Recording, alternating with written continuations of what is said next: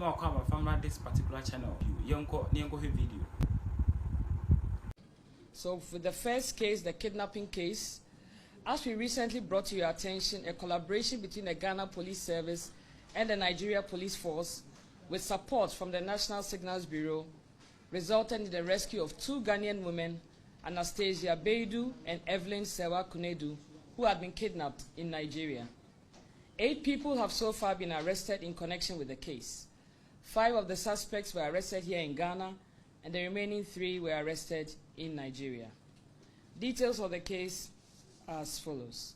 On 25th April 2025, the Missing Persons Unit of the Ghana Police Service received a complaint from a relative of Anastasia Beidu that on 22nd April 2025 at about 0900 hours, the victim left home and traveled to Hohoi for a routine medical checkup, but did not return. However, on 24th April 2025, they received a video of the victim with a message indicating that she had been kidnapped to Nigeria, and the kidnappers were demanding a ransom of 500,000 Ghana cedis. On 30th April 2025, a relative of another victim, Evelyn Sewa Kunedu, reported at the Missing Persons Unit with an extract of occurrence from Regional CID, Kibi, and reported of her kidnapping as well. She indicated to the police that on 22nd April 2025, at about 16:45 hours, the family received a video showing victim tied up to a chair in a room, telling them that she had been lured to Nigeria and kidnapped and thus needed their help. The kidnappers demanded a ransom of 500,000 Ghana cedis. A phone number registered in the name Bukari Danladi was provided to them for the payment of the ransom, and that she had paid 5,000 cedis through the said number in advance. Later, another payment of 8,000 cedis was made to another number registered in the name Barikisu Mohammed. Investigations immediately commenced following the receipt of the first complaint. A team of experts comprising officers from the Cybercrime Unit, Missing Persons Unit, Anti-Armed Robbery Unit, and the Police Intelligence Unit, with assistance from the National Signals Bureau, worked around the clock to get to the bottom of this case. A review of the videos on both victims revealed that the 2 videos were taken at the same location. The same amount of ransom was demanded, and the mobile money number provided for the payment of ransom was also the same. Police commenced a manhunt for persons in possession of some phone numbers which had featured in the investigation and registered in the names of Bukari Danladi, Amalbio Alfred, Alimatu Salifu, and Mama Mahaseni Mate. On 29 April 2025, the police arrested suspect Alfred Amalbio, who recounted that he was not directly involved in the crime, but mentioned one Titus Imba Awuni, who had used his Ghana card details and that of his brother Akobia Sunday to register their SIM cards and sold them out to the Nigerians without their consent.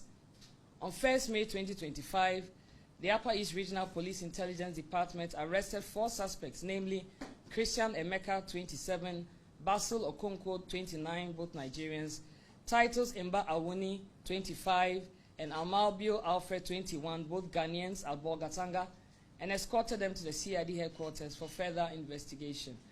On 2nd May 2025, personnel from Headquarters Police Intelligence Department arrested suspects Mama Mahase Nimate, 33, at Teshi.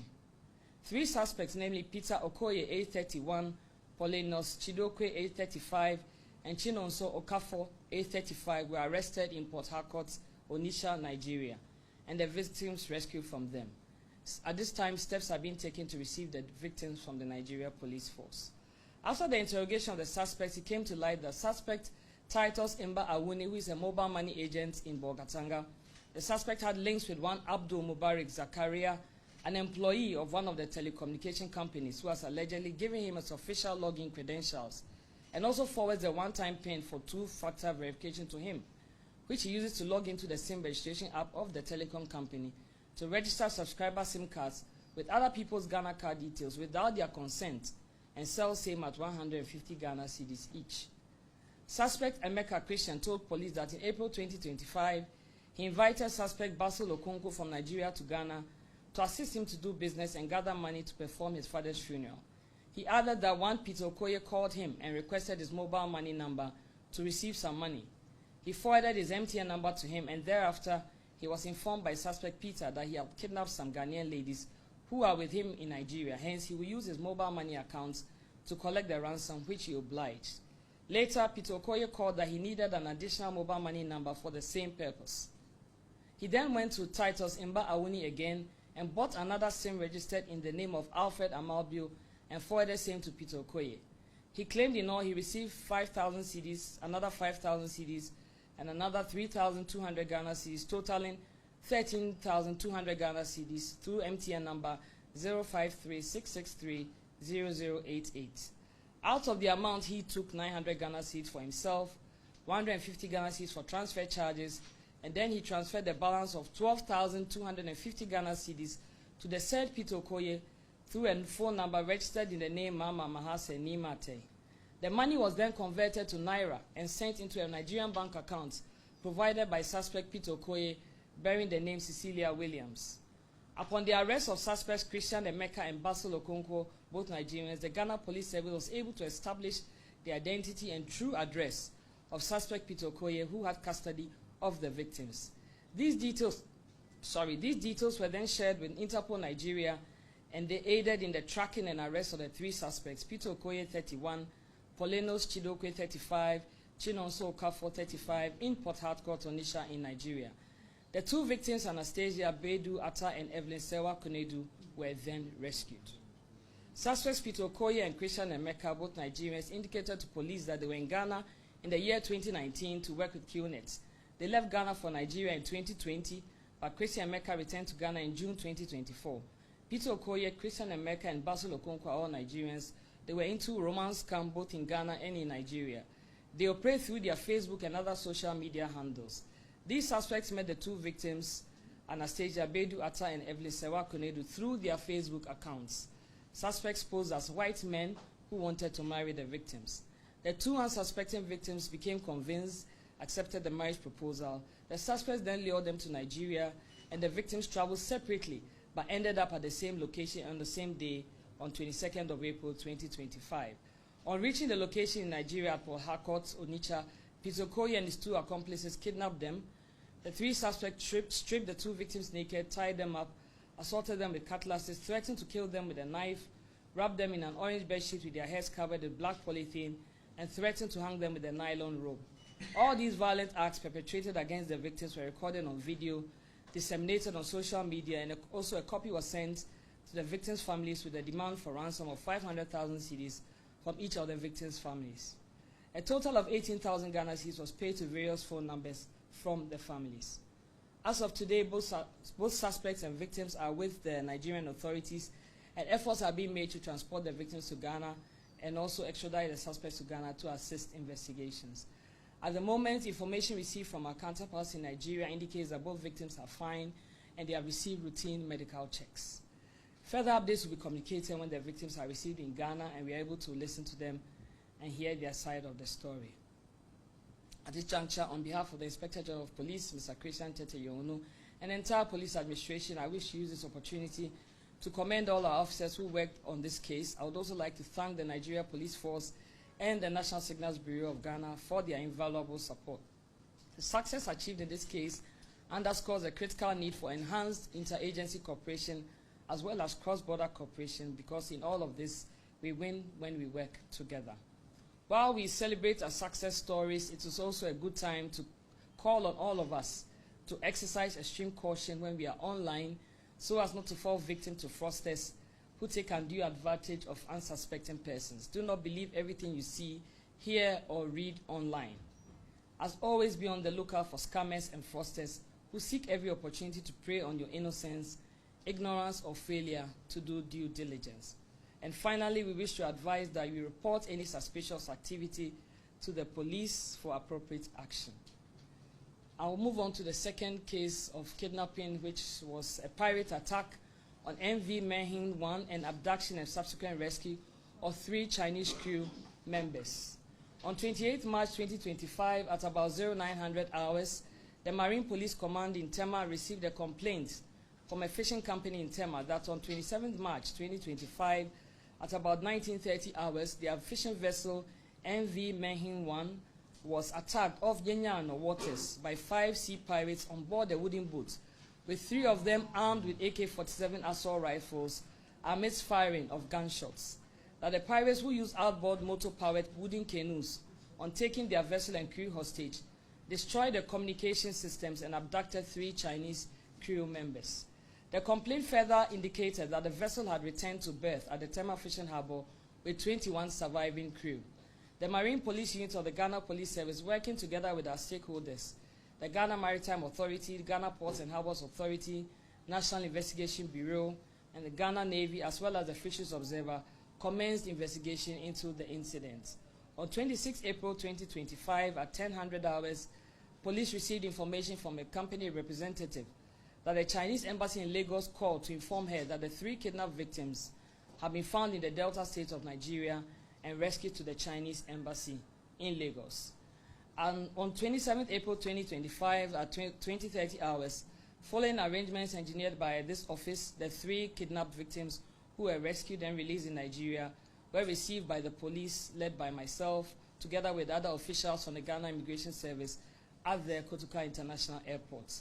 There was no sign of physical harm found on any of them, but they all appeared traumatized and requested to be allowed to seek medical attention. On 28 April 2025, between 12:20 and 12:30 hours, the 3 kidnapped and released victims were debriefed at the police headquarters in Accra. The Inspector General of Police engaged the victims and also wished them well.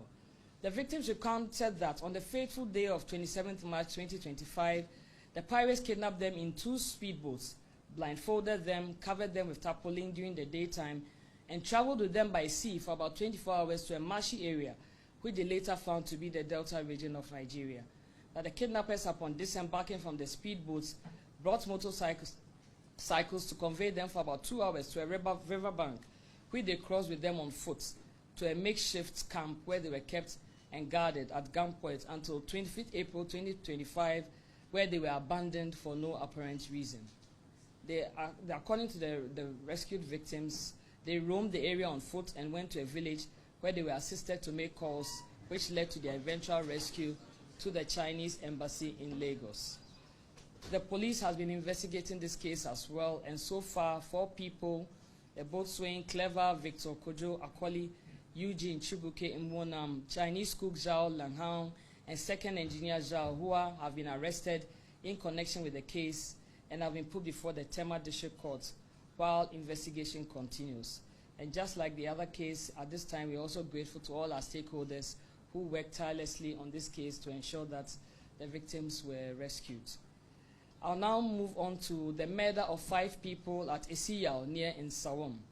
On 29 April 2025, the Eastern South Regional Police Command commenced investigation into a shooting incident which resulted in the death of 5 people at Esiyao near Akwani Dobro in Nsawam. The police crime scene team, which responded to the incident, found the lifeless bodies of 5 male adults with gunshot wounds. No other persons were met at the scene. The team recovered the following items from the scene: 1 Toyota Tacoma vehicle, 1 Toyota Tundra vehicle, 1 pump action gun with 17 live cartridges, 4 empty cartridges, and 3 7.62 39mm empty shells, 1 9mm empty shell, and 5 heavy-duty motorbikes. Preliminary investigation suggested that there was a confrontation between 2 groups over sand winning at the location of the incident. The bodies of the deceased were deposited at the police hospital mortuary for preservation, identification, and autopsy while investigation continued to get the perpetrators arrested. Through sustained intelligence operations, we have so far arrested 5 suspects in connection with this case. The suspects are: 1, Samuel Achuforsin alias Alanyo. The second is Freeheart Kweku Sedonu. The third is Kwesi Prince. The fourth is Benjamin Ajaleko. The fifth is a gentleman known as 1 Million. 4 of the suspects were subsequently arraigned before the Osino District Court on 2nd May 2025, where suspects Samuel Achuforsin, Freeheart Kweku Sedonu, and Kwesi Prince were remanded into prison custody, while Benjamin Ajaleko was remanded into police custody. They are to reappear before the court on 8th May 2025. It will be recalled that on 30th April 2025, just a day coincidentally after the murder of the 5 people at Esiyao, the Western Central Regional Police Command arrested 3 people for unlawful possession of arms and ammunition at Boodie Wasa Ikropong in the Western region. And I must mention that This arrest was due to the diligence of the policemen who were on duty at that particular barrier. So we wish to commend them in particular for their vigilance and alertness, which led to the arrest of these people. Unknown to them, these people were people who were connected to this murder at Nsawam. They had allegedly or ostensibly been at the scene of that crime, and they were moving away, and unknown to the police officers on duty at that barrier, through their diligence of stop and search, when they searched these people on board the vehicle, 3 suspects, Hakim Imoro, Tahiru, and Nuruddin Wahab, were arrested on board a Grand Bed bus, registration number AS443122, which was en route to Wasa Ikropong. So when their bags were searched and conducted on suspect Hakim Imoro, it led to the retrieval of a submachine gun and 21 rounds of ammunition. Upon interrogation, suspect Hakim Imoro disclosed that the firearm was given to him by his boss, called Forsen, who was in Accra. An interesting twist to this case is that investigation has so far established that the suspect Samuel Achu Forsen, alias Alanyo, who was arrested in connection with the murder at Asiyal, is the boss in Accra who was mentioned by the suspects in Bodie Wasa Ikropong. Investigation has further disclosed that all the 3 suspects, Hakim Imoro, Tahiru, and Nuruddin Wahab, arrested in connection with the Bodie Wasa Ikropong case, were also involved in the Asiyal murder case and were ostensibly absconding, but were arrested thanks to the vigilance of the Western Central Police. Investigation is ongoing and will provide updates as and when available. Once again, I would like to commend all the officers who worked tirelessly to connect the dots and made this arrest possible. I'd like to especially commend once again the officers of Bodie Wasa Ikropong for their vigilance and diligence, which led to this arrest, which is a huge breakthrough in the murder at Asiyal. I'd like to take this opportunity to assure the good people of Ghana that the Ghana Police Service remains committed to ensuring that perpetrators of crime are pursued, arrested, and brought to justice. And a word of caution or warning to people who don't intend to obey laws and do the right thing. Wherever you are, whatever you do, wherever you commit a crime, once the Ghana Police Service is informed of that crime, will definitely hunt you down and get you arrested. So we advise that you should engage in doing lawful things and desist from committing crimes. At this time, I'd like to thank you for your attention, and then I'll take questions. Thank you very much.